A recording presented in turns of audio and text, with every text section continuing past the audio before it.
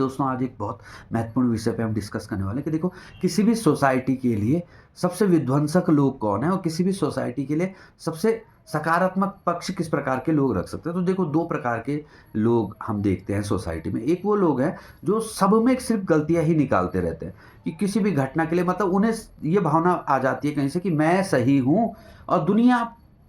गलत है, दुनिया में सारे लोग गलत हैं।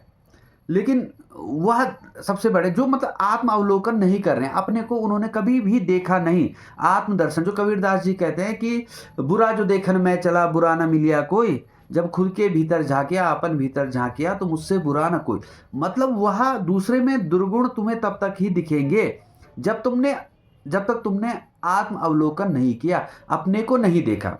जब तुम अपने को देखने लग दृष्टा के रूप में अपने मन को देखने लग जाओगे, अपने को देखने लग जाओगे कि भाई ये चीज़ें मैं भी गलत कर रहा हूँ, मैं इसको सुधार करना मुझे चाहिए। तो उससे क्या होगा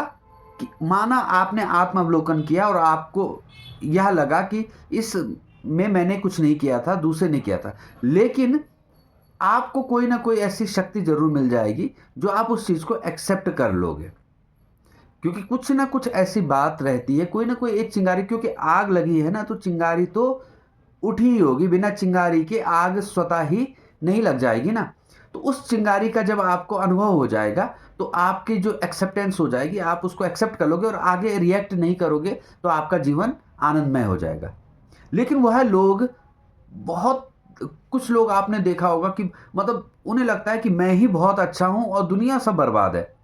और जबकि आप बाह्य रूप से देखो तो दुनिया उनसे त्रस्त हो रखी है। लेकिन वह क्योंकि उन्होंने कभी अपना आत्मदर्शन नहीं किया, अपने को नहीं देखा, अपने को जानने की कोशिश नहीं की, अपने मन को समझने की कोशिश ही नहीं की कि क्या मैं सही कर रहा हूं, क्या ये जो मेरी एक्टिविटी है जो मैं दूसरे के साथ कर रहा हूं, अगर मेरे साथ यही एक्टिविटी हो, यही चीजें मेरे साथ हो तो क्या मैं उनको एक्सेप्ट कर लूंगा। वैसे लोग सोसाइटी के लिए बहुत विध्वंसक होते हैं, जो अपने को ना देखें और दूसरे पे ही जिनकी प्रत्येक समय नजर हो। अपने को देखने का ना उनके पास समय है, ना अब आत्ममुग्ध की स्थिति में होते कि मैं तो सर्वश्रेष्ठ हूं, मैं सर्वश्रेष्ठ हूं, यह भावना उनके भीतर बैठी है। और अगर उनको पावर मिल गई तो उसके बाद उन्हें लगता है कि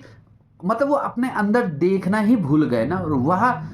बाह्य रूप से तो आपको लगेगा कि 1% लोगों को लग सकता है या 10% कि इनका जीवन अच्छा है, लेकिन वो बहुत ही जीवन, क्योंकि भाई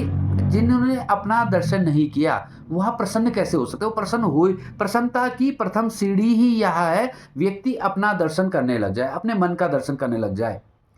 मतलब ये आप सोच लो, ऋषियों ने बहुत बड़े बड़े ग्रंथ लिखे, लेकिन ये स्पष्ट बात समझ आना बहुत मुश्किल है कि व्यक्ति को आनंद, परम आनंद मिलना तभी प्रारंभ होगा जब वह व्यक्ति आत्मदर्शन, अपना दर्शन, अपने को देखना, अपने मन को पढ़ना शुरू कर देगा। जब वो शुरू कर देगा ना तो बस उसके अंदर यह जागृति आ जाएगी कि वास्तव में मैं जो कर रहा था यह अवगुण भी एक्सेप्ट किया जा सकता है, क्योंकि मैंने भी कुछ हद तक कुछ ये काम किया और उसमें सुधार की गुंजाइश सदैव रहेगी। और आप सबसे बड़ी बात है कि अगर आप आत्म अवलोकन कर रहे हो तो आप आनंदमय कोष में या आनंद की सीढ़ी में जाने के प्रथम चरण में आप पहुंच चुके हो। और जो लोग आत्मदर्शन नहीं करते, अपनी चेतना को समझने का प्रयास नहीं करते, अपने मन को जानने का प्रयास नहीं करते, वो दोष दूसरे पे निकालते रहते हैं और बाह्य रूप से उन्हें लगता है कि मैं बहुत श्रेष्ठ हूँ, लेकिन आंतरिक रूप से जब आप देखोगे तो वो उनमें कोई भी सच्चाई नहीं होती।